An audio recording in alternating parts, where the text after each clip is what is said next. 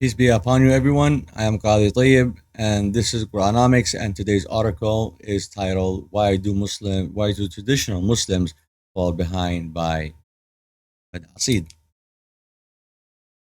The question that 100 years ago the Arabs asked the West with admiration in terms of technological progress and the development of the idea to facilitate the process of implementing their purposes at the beginning of the era of occupation and the European renaissance of industries, and today it is no longer asked.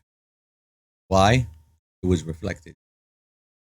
The first the question at first was of admiration, knowing its causes, and this is the Arabs' recognition of sin or backwardness and discovering it by comparing existing achievements. And curiosity got some of the pioneers at the time, such as Muhammad Abdo, Rashid Rida, al-Rahman, al-Kawakibi, Rifa'a, al-Tahtawi, and others, to know the secret of this progress. And they went, turned, studied, and recorded these observations.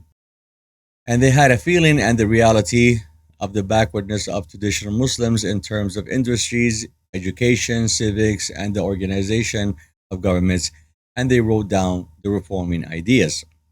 The reasons for this backwardness is the abandonment of reason and holding on to tradition, as it was impossible to think of a new way without abandoning and changing the way of work in various areas of life and work, from factories to schools and even at the state level to armies that were regular armies with modern management. At the same time, around the end of the 18th century, around 1890, both the Emperor of Japan and the King Sultan of Morocco sent a mission of students to Europe to research the reasons for the progress of the West. The Japanese mission returned with a summary that the modern curriculum system is the basis and decided to work with it. But it was a fierce war and violent resistance by the samurai and the traditionalists who rejected progress and change. And the emperor defeated them in the end, and Japan changed when it realized that it had to change its frozen ideas to catch up climbing civilizations, and everyone knows where Japan is today. As for the mission of the king of Morocco, they brought back some sporadic projects in industries, structuring, administration, agriculture, and others, but they are not fundamental and radical. They return to production only on the basis that the Arab mind is able to manage it.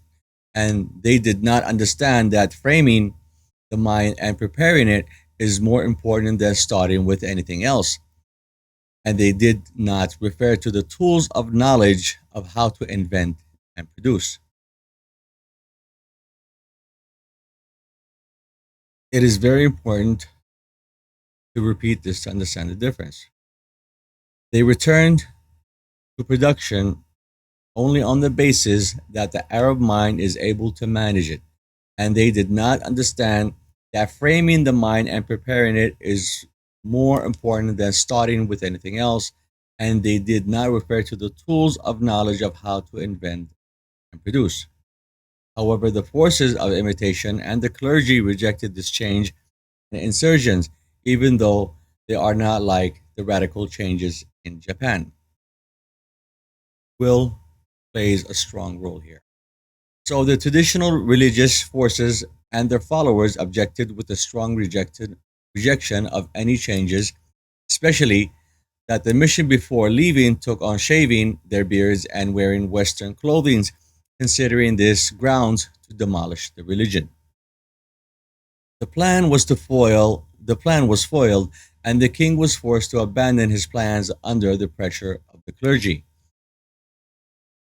Before that, in the 4th century after Hijrah, Muslims separated the disciplines of sciences: forensic sciences, including jurisprudence, interpretation, hadith, the origin of jurisprudence, Arabic language sciences, and reading. The mental sciences, which are mathematics, geometry, physics, algebra, and theology, which they call today metaphysics.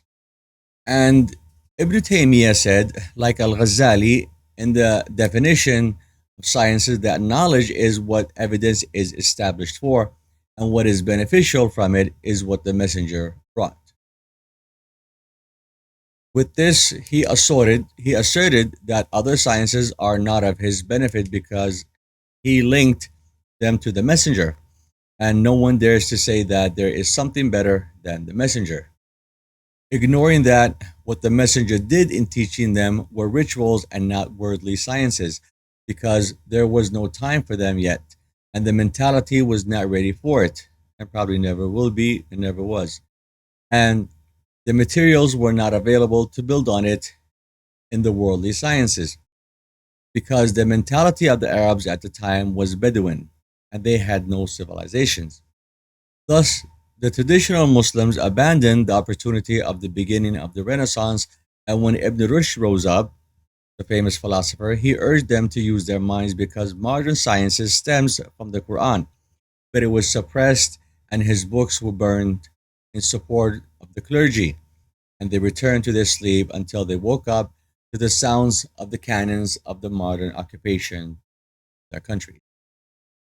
Colonialism ended and the Arabs built modern countries, but with its mental weight of the past heritage and tow with the protection of governments. With the support of the clergy, the past came back to stand in the way of progress. And why? Because they considered all manifestations of modernizations to be an idea of foreign colonial project as of a continuation.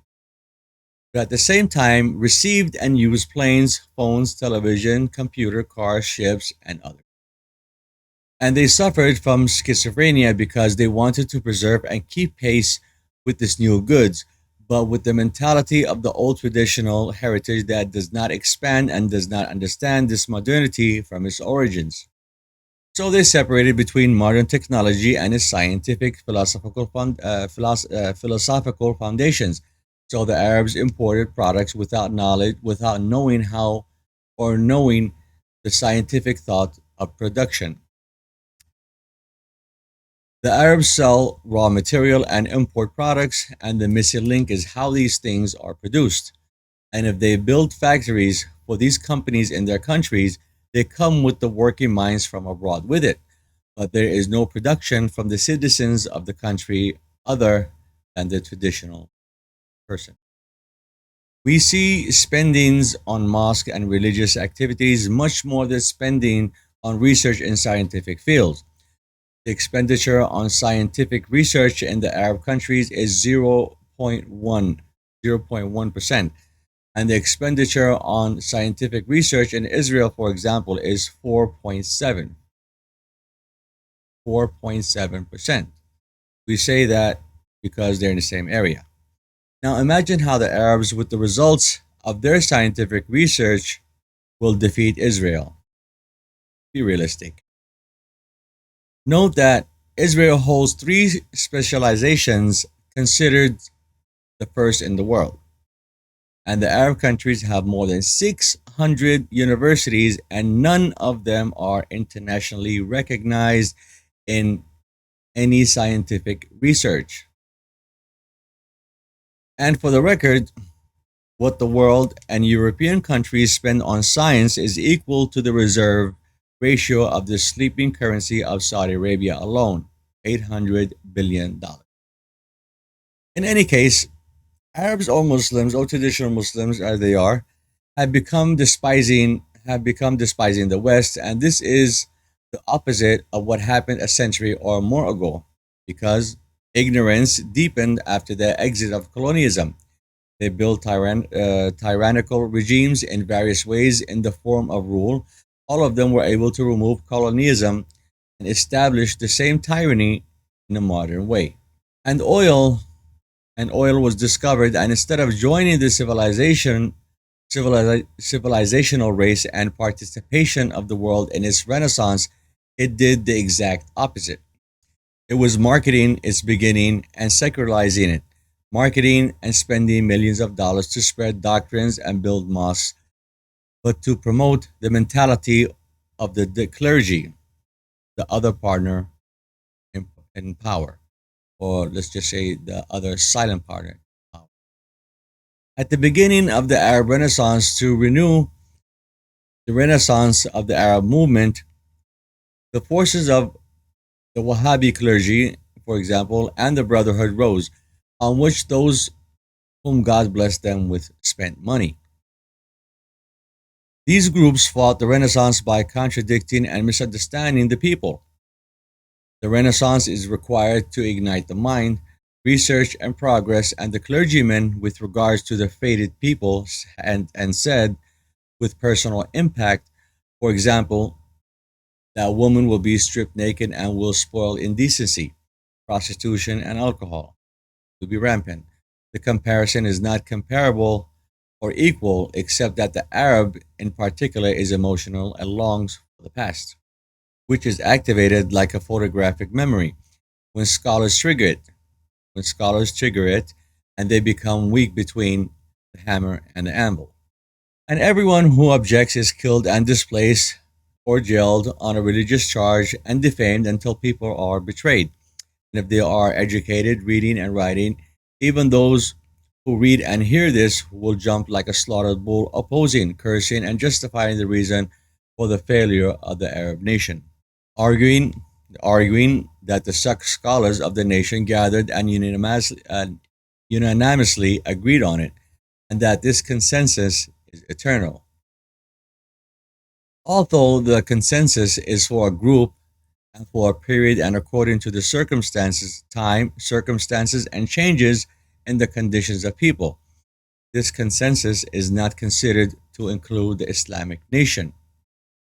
So it is not reasonable for scholars in one country, for example, to gather on behalf of all the Islamic countries and impose others with its one opinion.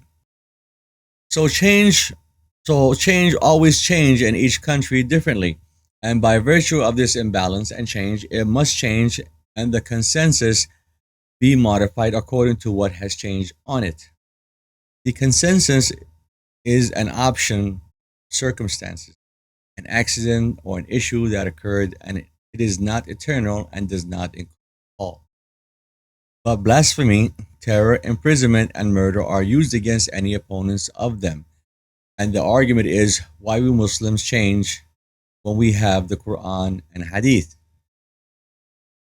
And do we or should we change them to a Western language or culture?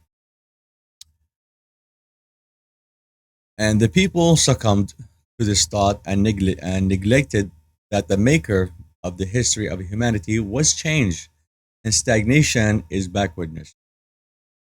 There is no freedom for Muslims, or traditional Muslims to be exact, except collective freedom. And this group is the clergy and jurists, and the exercise of guardianship. And this is the essence of slavery. And the concept of freedom for the individual citizen of the world is completely different. And we see the result is clear by comparing the lives between the two groups. And these words are mostly intended for males. So, what about the situation of women? And how bad do they have it? The way out of this crisis is first of all education on the principle of freedom of education, that all sciences are human and absolute, on which the relative mind works and reveals the unseen of tomorrow day after day. And with that thought, we end this article by Ahmed Assid titled Why do traditional Muslims fall behind? I am Qadi Tayyib. This is Quranomics. Thank you for following, and we see you again.